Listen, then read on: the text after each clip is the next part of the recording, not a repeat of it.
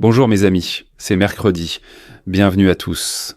Cette vidéo comporte plus de 3 parties courtes, car il s'est passé davantage de choses.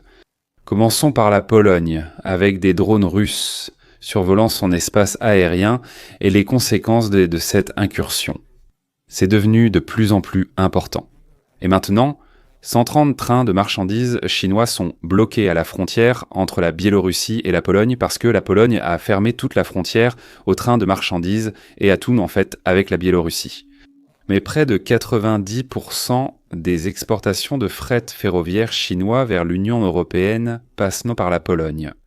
J'ai fait cette erreur il y a quelques vidéos en disant que toutes les exportations de la Chine passent pas par la Pologne, mais non, ce n'est que l'exportation ferroviaire. Donc l'erreur est corrigée. Après que la Pologne a fermé sa frontière avec la Biélorussie, le 12 septembre, plus de 130 trains en provenance de Chine sont restés bloqués du côté biélorusse. La cargaison vaut des milliards d'euros, car environ 37% des exportations chinoises vers l'Union européenne passent normalement par cette route. Les entreprises explorent déjà des alternatives via Saint-Pétersbourg avec transport maritime ou par un corridor sud passant par le Kazakhstan, le Caucase et la Turquie. Les transporteurs chinois espèrent que le blocus ne durera pas longtemps, mais pour l'instant il n'y a aucune information sur la date de réouverture de la frontière. Alors, pourquoi est-ce que c'est si important ? Eh bien, parce que la Pologne montre vraiment sa force et prouve que sa priorité c'est la sécurité, pas l'argent, pas les affaires, mais la sécurité. Regarde ça. Le service national des gardes-frontières d'Ukraine rapporte que les troupes russes se sont complètement retirées de la Biélorussie après les exercices stratégiques conjoints de Zapad 2025. Donc l'Ukraine affirme que les troupes russes sont parties avec leur équipement depuis la Biélorussie, mais la Pologne maintient toujours la frontière fermée. Maintenant, je soutiens totalement la Pologne. La priorité, c'est la sécurité nationale avant tout. C'est une question d'argent, de business, d'intérêts commerciaux. Que les trains chinois attendent, que tout attende tant que c'est pour la sécurité. Et en ce moment, ce n'est pas sûr. C'est pour ça que la Chine panique un peu. Une grande partie de leur initiative, la ceinture et la route, si tu vois, concerne cette route terrestre. Maintenant, en lien avec ce sujet. Pourtant, les conséquences s'étendent comme une toile d'araignée depuis les drones russes au-dessus de la Pologne. Maintenant, l'OTAN est prête à abattre des avions russes. Pourquoi est-ce que je dis l'OTAN ? Eh bien parce que tout d'abord, Donald Trump l'a dit très clairement, nous allons revoir la vidéo plus tard, lors de la réunion de l'Organisation des Nations Unies d'hier. De plus, le ministre suédois de la Défense, Paul Jansson, a déclaré que la Suède abattra tout objet volant dans son espace aérien qui s'y trouve en violation. Cela concerne la Suède et la Pologne.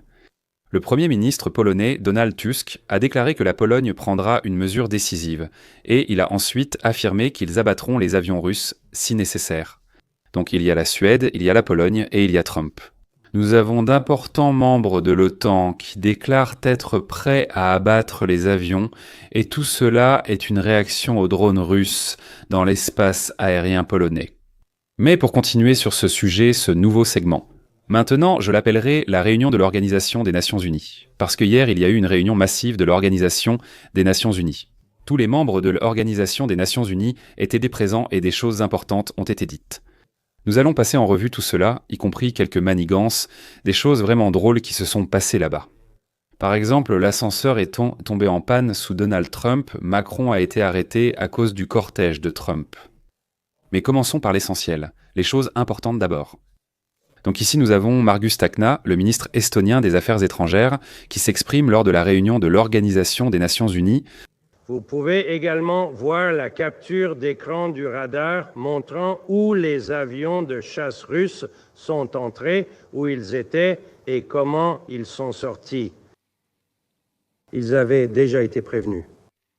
Il y a eu une communication très claire sur tous les différents canaux également, de manière visible, et il n'y a eu aucune réponse. Il montre aussi cette photo prise par un Suédois nommé Kripan depuis le cockpit. Et c'est précisément ce chasseur russe qui a survolé l'espace aérien estonien. Elle montre les photos, il y en a une autre parce que 2 photos ont été prises. Donc il y a une preuve de tout ce qui s'est passé. Ensuite, Volodymyr Zelensky et Donald Trump répondent à la presse et une question importante est posée à Donald Trump. Concernant les avions de chasse dans l'espace aérien de l'OTAN, doit-on les intercepter ou les abattre? Je laisse l'homme répondre. Pensez-vous que les pays de l'OTAN devraient abattre les avions russes s'ils entrent dans leur espace aérien? Oui, je le pense. Je suis tellement content de l'entendre. D'habitude, Trump détourne le sujet, tu sais, il nous sort des bêtises, mais cette fois, c'est une réponse claire. Oui, je le pense. Nous devrions abattre les avions russes dans l'espace aérien de l'OTAN s'ils s'y trouvent en violation. Mais tu sais, c'est un bon point pour Trump sur ce coup-là. Mais juste après ça, la presse lui demande « Qu'est-ce que vous allez faire avec la Russie quand vous allez taper du poing sur la table ?» Trump répond « Je vous le dirai dans un mois ». Il perd donc d'emblée tous les points que je lui ai donnés. Encore une fois, il donne un mois à Poutine. Maintenant, le problème avec Trump qui dit que l'OTAN devrait abattre des avions russes, c'est que Trump et Marco Rubio ont deux avis différents. Ce n'est pas normal, surtout pour le pays le plus puissant du monde. Leur communication devrait être réfléchie, cohérente, unifiée. Marco Rubio, quelques heures après que Trump ait déclaré que les avions russes devraient être abattus, Rubio déclare « Je pense que vous avez vu l'OTAN réagir à ces violations comme nous le faisons toujours, c'est-à-dire que lorsqu'ils entrent dans notre espace aérien ou votre zone de défense, vous décollez et vous les interceptez. Ce qui, vous savez, est en contradiction avec ce qu'a dit Trump. Maintenant, certains sujets très controversés ont été abordés par Zelensky et par Trump, et je ne peux pas les cacher. C'est l'Union européenne qui achète du pétrole et du gaz russe. Je ne veux pas donner une fausse image, c'est un problème. Et nous allons regarder un extrait du discours de Trump ici. Regardez ça. Ils ne peuvent pas faire ce qu'ils font. Ils achètent du pétrole et du gaz à la Russie. Alors qu'ils affrontent la Russie. C'était embarrassant pour eux, surtout quand je l'ai découvert. Je peux vous le dire. Oui, Trump dit presque la même chose. Les communications ont révélé qu'il était prêt à imposer des sanctions à la Russie si l'Union européenne cesse d'acheter du pétrole et du gaz russe. En général, je ne suis pas d'accord avec Trump, je n'aime pas ses méthodes ni son style. Je pense que c'est un enfant, il ne devrait pas diriger un pays. Je n'apprécie pas non plus que l'Union européenne achète du pétrole et du gaz russe. Il devrait être arrêté. Maintenant, nous avons arrêté dans les pays baltes, la Finlande, la Pologne, tous sont arrêtés. Mais nous avons deux pays, la Slovaquie et la Hongrie, qui achètent tout ce qu'ils peuvent en combustible fossile russe. Tout ce qui est encore possible. Maintenant, l'Ukraine a rendu certains des oléoducs complètement inutilisables. Mais le pétrole continue tout de même de circuler vers la Hongrie et la Slovaquie par les routes du sud. La Turquie, c'est vraiment mauvais, il devrait en cesser. Donald Trump a aussi annoncé qu'il parlerait directement à Viktor Orban, le chef hongrois, pour y mettre fin. Car c'est bien l'Union européenne qui lutte contre la Russie, tout en finançant son budget pour mener la guerre contre elle-même. C'est stupide, comme l'a dit Trump. Je suis surpris d'être d'accord avec lui. Après cette réunion, Trump a publié un message sur sa plateforme de médias sociaux, Truth Social. Et il divague sur plein de choses là-bas. D'habitude, ça ne sert à rien de lire tout ça, mais de temps en temps, il y a des informations que je veux mettre en avant. Et ce post en particulier, je vais vous le lire parce qu'il contraste fortement avec sa position précédente sur l'Union européenne et l'Ukraine. Regardez ça. Après avoir compris la situation militaire et économique entre l'Ukraine et la Russie, ainsi que les difficultés économiques subies par la Russie. Je pense que l'Ukraine, aidée par l'Union européenne, peut se battre et reprendre tout son territoire. Avec du temps, de la patience et le soutien financier de l'Europe, et en particulier de l'OTAN, le retour aux frontières d'origine, d'où la guerre a commencé, est tout à fait envisageable. Pourquoi pas ? La Russie se bat sans but depuis 3 ans et demi, une guerre qu'une véritable puissance militaire aurait dû gagner en moins d'1 semaine. Maintenant, c'est une réalité, une vraie puissance militaire. La Russie était un tigre de papier, et ils l'ont prouvé à tous. Ce qui posait problème, c'est que Trump ne l'a pas vu pendant très longtemps. Maintenant, avec ce message ici, j'ai peut-être un léger espoir qu'il soit désillusionné à propos de Poutine. Qui sait, le temps le dira. Je vais continuer à lire. Cela ne distingue pas la Russie. En fait, cela les fait vraiment passer pour un tigre de papier. Quand les habitants de Moscou et de toutes les grandes villes, cités et districts à travers la Russie découvriront ce qui se passe réellement avec cette guerre. Le fait qu'il leur soit presque impossible d'obtenir de l'essence à cause des longues files d'attente qui se forment et toutes les autres choses qui se passent pendant l'économie de guerre où la plupart de leur argent est dépensé pour combattre l'Ukraine, qui a un grand esprit et ne fait que s'améliorer, l'Ukraine pourrait reprendre son pays dans sa forme d'origine. Qui sait? Peut-être même aller plus loin que cela? Qu'est-ce que cela va signifier? Je ne sais pas, ne me demandez pas. Donald Trump montre à tous, par ce message, qu'il connaît les difficultés économiques de la Russie. Donald Trump vit dans une bulle d'informations, il ne reçoit pas les vraies infos. Surtout qu'il a obtenu ces informations de Vladimir Poutine au sujet de la guerre, ce qui était totalement faux.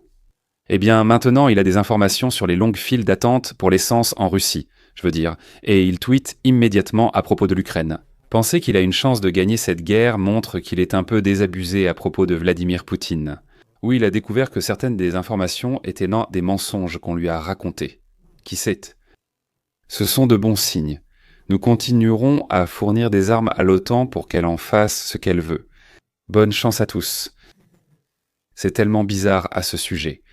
Mais oui, je l'ai lu parce que je pense que cela signifie un petit changement dans son attitude. Je vais résumer les points clés de Volodymyr Zelensky et Donald Trump, issus de la réunion de l'Organisation des Nations Unies. Volodymyr Zelensky.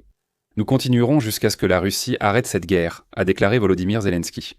Avec l'aide américaine, l'Ukraine a repris 360 km² de territoire. Donald Trump. Nous respectons beaucoup le combat de l'Ukraine. C'est merveilleux. Ces propos sont vraiment maladroits compte tenu du contexte. Donald Trump, l'OTAN devrait abattre les avions russes s'ils entrent dans leur espace aérien. Donald Trump, je pense qu'Orban arrêtera d'acheter du pétrole russe si je lui parle, et je vais lui parler. Donald Trump. L'économie russe s'effondre. L'armée ukrainienne réussit à stopper cette grande armée. L'économie russe chute. Si cela sort de la bouche de Trump, cela signifie qu'il ne reçoit plus ces informations de Poutine, ce qui est vraiment bien parce que c'était le cas. Et enfin Trump, il semble que la guerre en Ukraine va durer longtemps. Encore une fois, cette information ici signifie aussi qu'il est un peu désabusé de la sphère d'information de Poutine, ce qui est toujours une bonne nouvelle. D'accord, je vais revenir à des sujets en sérieux, mais je veux vous raconter très rapidement quelques facéties qui se sont produites lors de la réunion de l'Organisation des Nations Unies, Saint-Célai. Vous savez, c'est le siège de l'Organisation des Nations Unies à New York. Trump marche. Il y a un escalier mécanique, ou un ascenseur comme vous voulez l'appeler, et il monte dessus. Regardez ça. Immédiatement, dès qu'il monte dessus, il se casse et s'arrête. Et ils doivent monter à pied. Que se passe-t-il ? Et tu sais quoi ?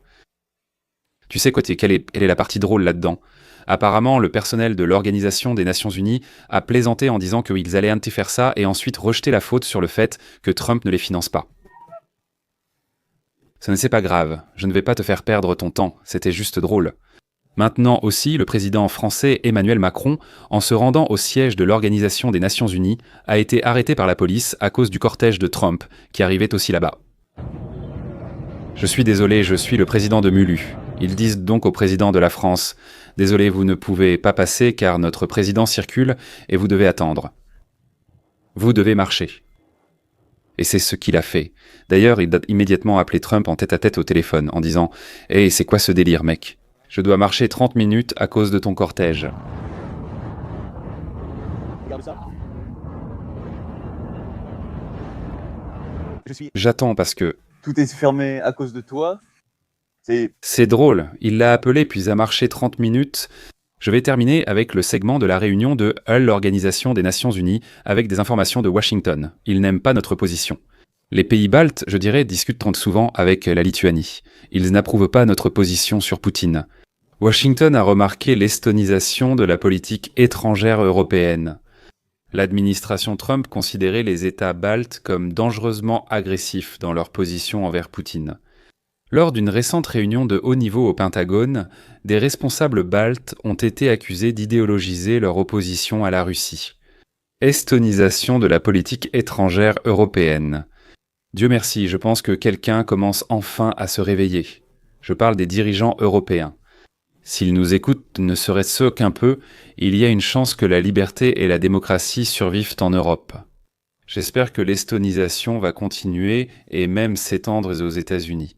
Parce que nous voyons la Russie telle qu'elle est, pas comme certains autres pays la voient. Mes amis, il est maintenant temps de guider et de rendre hommage aux membres mensuels de Buy Miakovi. Mais tout d'abord, je vais vous lire le meilleur commentaire de la vidéo précédente.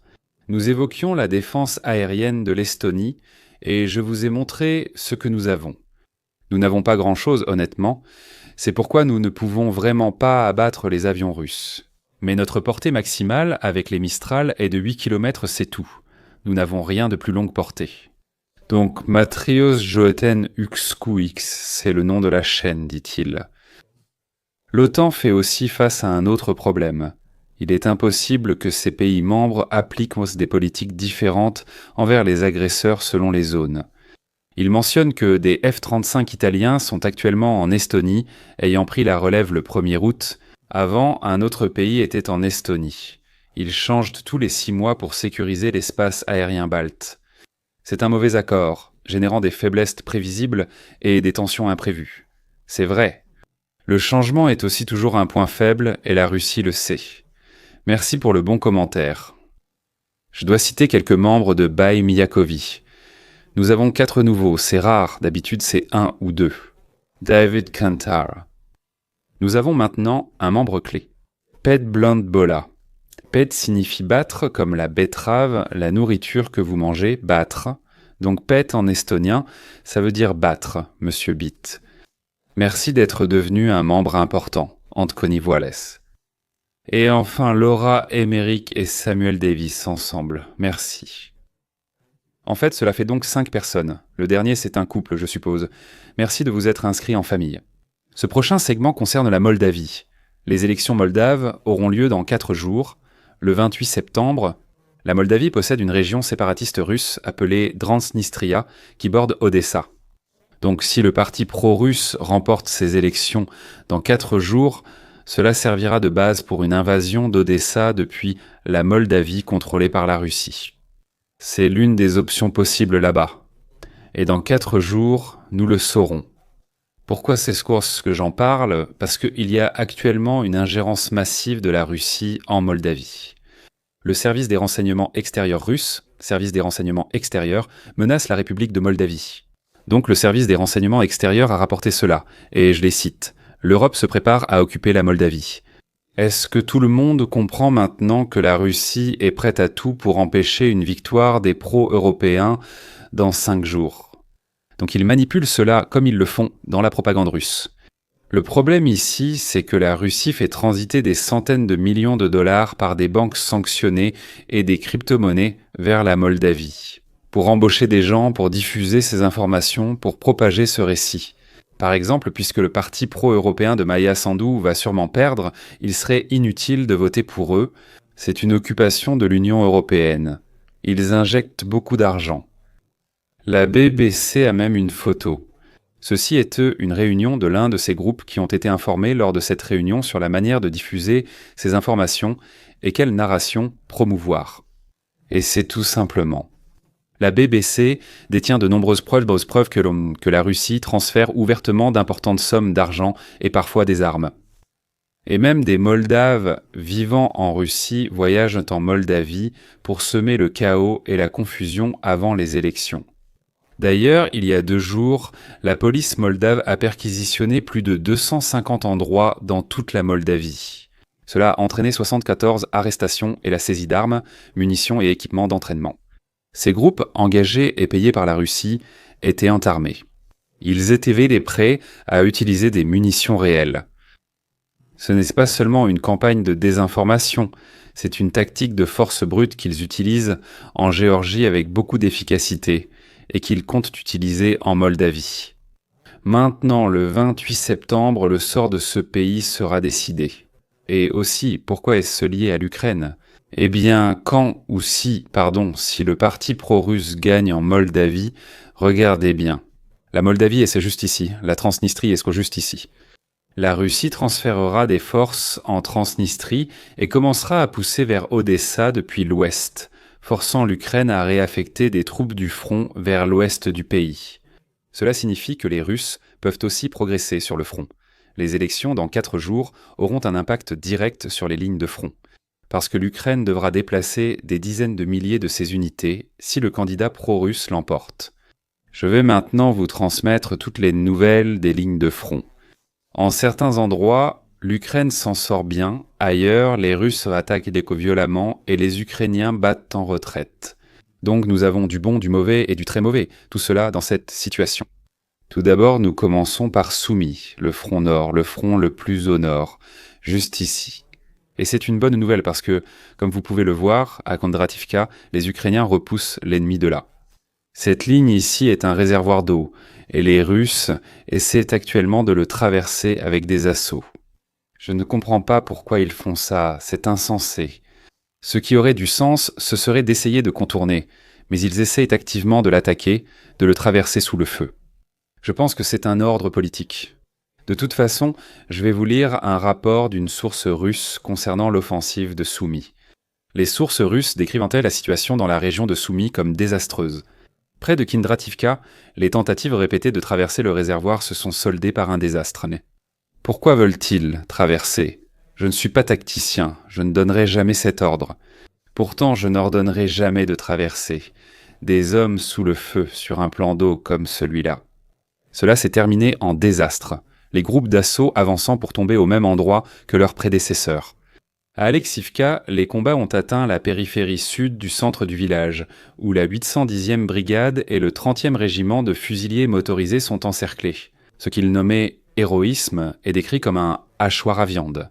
À Alexivka, cette localité juste ici, les combats se déroulent à la périphérie sud d'Alexivka et en fait, Alexivka a maintenant été repoussée dans la zone grise. Et Russes et Ukrainiens se battent déjà dans la zone urbanisée. Évidemment, tout le monde va se faire tuer. Les Ukrainiens mettent une forte pression et nous n'avons même pas de véritable reconnaissance. On est complètement foutus. C'est un rapport russe provenant de télégrammes russes. C'est vraiment, vraiment sombre. Mais bon, ce n'est pas si rose pour les Ukrainiens sur les autres fronts, c'est juste à Soumy qu'ils s'en sortent plutôt bien. Et la barrière naturelle du réservoir d'eau aide les Ukrainiens. Mais passons à un autre front qui est vers Bakrovski. Pas Bakrovsk, mais Pakrovskaya. C'est sur le front est près de Bakrovsk. Dans la région de Bakrovsk, non, les Ukrainiens résistent de bien. C'est la contre-attaque de Dobropilia, mais près de Bakrovsk. Je vais vous la montrer pour que vous sachiez où c'est. Pakrovskaya est juste ici. Et comme vous pouvez le voir, cette poussée russe ici a été étonnamment efficace. Je vais revenir en arrière. Voici les 10 derniers jours. Notez que dans ce mouvement russe, ils avancent très efficacement vers Bakrovskaya. Et dans ce village d'Ivanivka, juste ici, c'est le premier endroit après la percée de Dobropilia qui a été repoussée. Maintenant que les Russes aient réellement franchi la ligne de Donetsk, la ligne du Donbass, elle n'apparaît pas sur cette carte, mais elle s'étend comme ça. Ce sont les premières fortifications de barbelés, de fossés anti-chars et de dents de dragon. Les Russes l'ont franchi, c'est le deuxième endroit où ils sont passés. Le premier site a été repoussé près de Pakrovsk, mais le second, vers Ivanivka, a été franchi. Très mauvaise nouvelle pour les Ukrainiens. Au cours des 10 derniers jours, les Russes ont avancé sur ces 50 km vers Pakrovskaya. Les Ukrainiens n'ont pas encore de réponse. Les Russes progressent, c'est la réalité. Je vais vous montrer où est la ligne. Voici Ivanivka, c'est en fait une meilleure carte, et les Russes l'ont traversée juste ici. Alors, la majorité de la ligne du Donbass n'est pas occupée. On a Khamsebez d'à côté parce que pour occuper cette ligne, elle est très longue. Il faudrait 250 000 soldats supplémentaires. Ce que font les Ukrainiens, c'est qu'ils ont ces bulles de drones réparties le long de cette ligne. Et quand les Russes traversent à un endroit, il n'y a rien pour les repousser. L'Ukraine peut repousser les attaques, généralement avec ses brigades d'élite. La 3e brigade d'assaut ou le 1er corps d'assaut qui se trouve dans la région de Bakrovsk, pas dans cette zone d'Ivanivka, Bakrovskaya. Désolé pour la confusion. Ces deux villes portent des noms très similaires, Pakrovskaya et Bakrovsk. Très bien, donc pour mettre fin à la confusion, nous allons maintenant aller à Bakrovsk. Regardez cette ville. Voici ce qu'ils nomment désormais la contre-attaque de Dobropilia. Et je vais vous donner le rapport, ce qui s'est passé ici.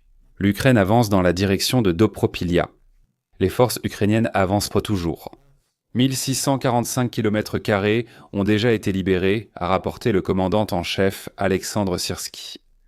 En 24 heures, le contrôle a été rétabli sur 13 km² et les opérations de recherche et de déminage ont couvert 21 km². Dans le district de Pakrovsk, les unités d'assaut ont progressé de 200 mètres jusqu'à 25 km dans certaines directions. Pourquoi les Ukrainiens réussissent-ils à le repousser, mais pas davantage au sud, dans la région de Pakrovska? Comme nous venons de le voir, c'est parce que, le premier corps d'assaut est ici, l'une des unités d'assaut les plus élites de l'Ukraine, un regroupement d'unités d'assaut, et partout où cette unité est envoyée, l'Ukraine repousse l'ennemi. Le problème, c'est qu'ils ne peuvent pas être partout en même temps. Ils repoussent dans cette zone de Dopropilia. Les Russes gagnent du terrain vers Pakrovskaya, un peu plus au sud. C'est comme ça. Voilà. Je vais vous lire. Nous avons vu le bon, le mauvais et le pire pour l'Ukraine. Maintenant, je vais lire. Un rapport d'un ancien dirigeant des vétérans de Donetsk. Vous savez, c'est Pavel Koubariev, un propagandiste et idéologue russe à part entière, et je vais le citer pour une raison quelconque. Il y a de plus en plus de messages pessimistes, car de plus en plus de responsables en Russie disent les choses telles qu'elles sont. C'est très dangereux en ce moment, mais ils le font, je cite. J'ajouterai au propos de Rogozine que sur de nombreux secteurs du front, nous attaquons pendant que l'ennemi se défend. À cause de cela, nous subissons des pertes incomparablement lourdes. Les forces armées ukrainiennes sont complètement satisfaites de la situation actuelle et n'ont pas particulièrement besoin de paix, compte tenu de leur efficacité contre nos raffineries de pétrole, avec 26% de la production détruite, et la situation créée leur est stratégiquement bénéfique. En même temps, la propagande d'État continue d'induire le public en erreur, comme si l'armée ukrainienne vacillait. Et nous allons bientôt gagner. En réalité, la situation actuelle équivaut déjà à cela. Quel est ce mot qui équivaut à une défaite pour nous? La Russie n'a pas la capacité de mener à bien l'opération militaire spéciale en atteignant les objectifs fixés et la victoire sous le système colonial du gouvernement actuel. Cela vient d'une source qui fait partie du système qui est dans le bain depuis 2014. Il a mis en place certaines des milices dans la région de Donetsk, dans le Donbass à l'époque. Donc il sait de quoi il parle et ses propos ne correspondent vraiment pas à la propagande russe. Maintenant, une autre source que je vais vous présenter, je cite « Les drones ont rendu les attaques impossibles. Tout équipement qui apparaît à moins de 20 km de la ligne de front brûle un groupe d'assaut. Cela, c'est 3 à 5 hommes, d'âge moyen, avançant à travers les mines, marchant sous le bourdonnement des drones, et avancer est impossible. » Cela vient de l'ancien cosmonaute en chef russe et ex-chef de Roscosmos, Dmitri Rogozine, deux sources très haut placées dans le système russe. Peu importe comment vous l'appelez, militaire privé, société, milice, dans ce système, ils sont là depuis des décennies de plus. Il parle de ces choses, un homme très sombre, les rapporte face à la propagande russe, que d'être ici nous donnant un aperçu de ce qui se passe vraiment maintenant. Cela étant dit, vous savez qu'il y a des secteurs vraiment sombres pour l'Ukraine et il y a des secteurs où ils avancent activement. Maintenant, mes amis, nous allons remonter un peu dans le temps. D'un mois en arrière, en fait le 20 août, il y a eu une frappe sur la base de Milkino et vous pouvez la voir ici, sur la côte de la mer Noire. Nous n'avions pas de photos, j'ai évoqué cette frappe mais sans preuve visuelle. Des photos ont fuité, quelqu'un les a divulguées, et la frappe a été suffisamment douloureuse et importante pour la Russie. Elle a utilisé plus de 10 drones ukrainiens à longue portée, je veux en parler. Des photos ont fuité montrant des entrepôts détruits sur la base russe Milkina, région de Krasnodar. La base abrite la première brigade de missiles de la garde, selon les photos publiées par la chaîne Telegram Daisy Piona.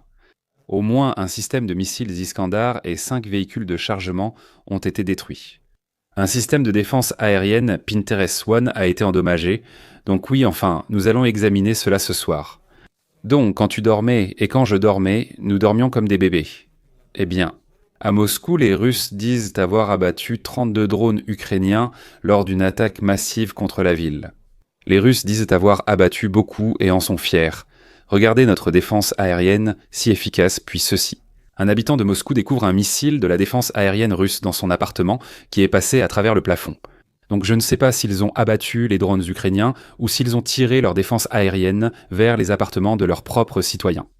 Mais se réveiller avec ce missile à côté de son lit, c'est une expérience très russe. Voilà mes amis. Pour aujourd'hui, je reviendrai vendredi pour vous, en couvrant à nouveau tous ces sujets. Vous savez, certains sujets nécessitent plusieurs vidéos parce qu'au début, on reçoit les informations préliminaires, puis tout le monde réagit, ce qui nous donne des réactions, ensuite d'autres informations sortent et l'information mûrit.